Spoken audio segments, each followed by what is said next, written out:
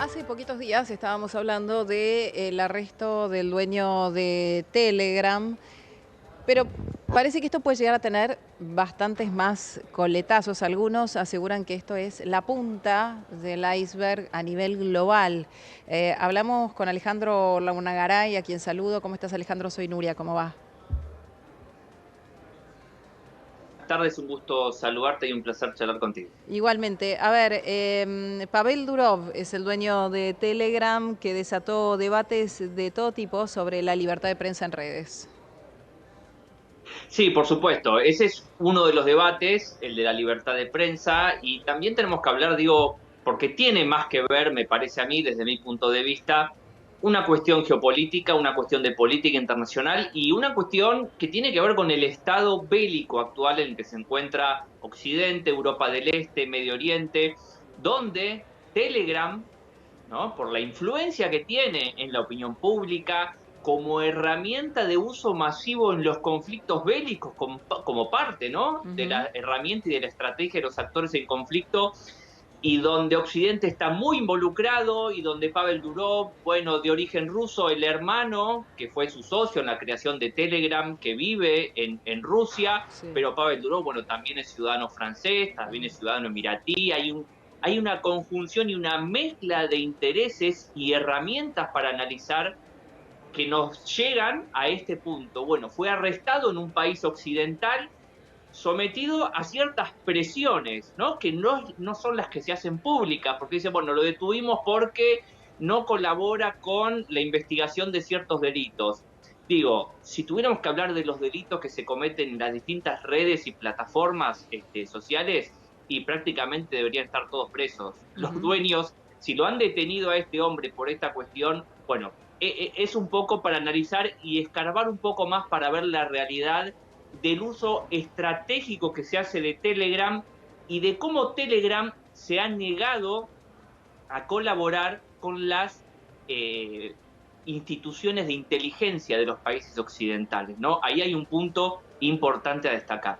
Ujú. ¿Qué podría haber hecho Telegram? Porque, a ver, podría haber colaborado con inteligencia, pero parece a primera vista como muy fácil de romperse ese sistema de seguridad para cuestiones tan importantes que deben investigar los servicios de inteligencia.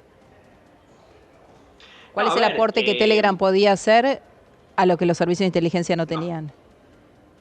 a ver, hace años que vienen buscando, presionando, incluso intentando comprar algunos ingenieros de la empresa para que generen la apertura de lo que se llama en los desarrollos de software de las distintas plataformas las puertas traseras, para que gobiernos o servicios tecnológicos que responden a los gobiernos puedan hacer espionaje o conocer lo que están haciendo distintos usuarios. Mm. En este caso podemos estar hablando de Telegram utilizada por las Fuerzas Armadas de Rusia, también por las Fuerzas Armadas de Ucrania, también por Irán, también por Hamas, también por Israel. Esto, desde mi punto de vista, tiene mucho que ver con los conflictos bélicos que se están viviendo.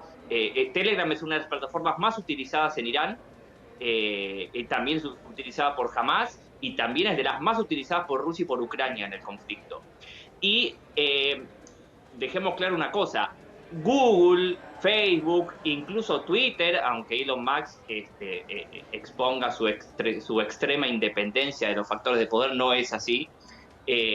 Las diversas plataformas que más conocemos aquí en Sudamérica, que son las que vienen de Occidente, colaboran en forma estrecha con las agencias de inteligencia y con los gobiernos, Ujú. aunque no anuncien que respetan totalmente la privacidad, etcétera, etcétera. Hay acuerdos entre Facebook, entre Google, entre Twitter y otras plataformas con los servicios de inteligencia, porque estamos en un mundo en una nueva guerra fría donde las plataformas, tanto como Instagram o Facebook, o las de comunicación como WhatsApp, como Telegram y otras, son herramientas de poder, son herramientas de influencia sobre la opinión pública, son herramientas que se utilizan para distribuir fake news, son herramientas que se usan para influir en los procesos electorales, en los procesos políticos, en las estrategias incluso de las empresas privadas y de los gobiernos para obtener distintas relaciones, mejoramiento de las relaciones con uno u otro gobierno de distinto signo político. Es un factor de por lo que llamamos el soft power, ¿no? Y el origen de esas plataformas, bueno, se utiliza como una herramienta de poder por parte de los estados, tanto en momentos de paz como en momentos bélicos, en tiempos de guerra como los que estamos viviendo hoy día. Y sí, hay un consenso donde Telegram ha sido utilizado de una mejor manera por las Fuerzas Armadas rusas en el conflicto. No podemos asegurar en forma fehaciente que haya sido esta la causa, pero a mi entender e investigando, ¿no? Porque en términos, en la nueva estrategia del siglo XXI, en las teorías de la estrategia del siglo XXI, bueno, las plataformas sociales forman parte incluso de instituciones dentro de las Fuerzas Armadas de los distintos países del mundo. Y es una herramienta de poder, y es una herramienta que influye en el desarrollo del conflicto bélico, además de influir en la opinión pública y en procesos electorales, etcétera, etcétera. El mismo Pavel ha declarado en alguna entrevista reciente, hace unos meses, a Tucker Carlson, el conocido periodista norteamericano, donde tanto demócratas como republicanos, referentes, ¿no? Autoridades, han presionado para obtener información de los usuarios que han organizado marchas, manifestaciones y otro tipo de elementos.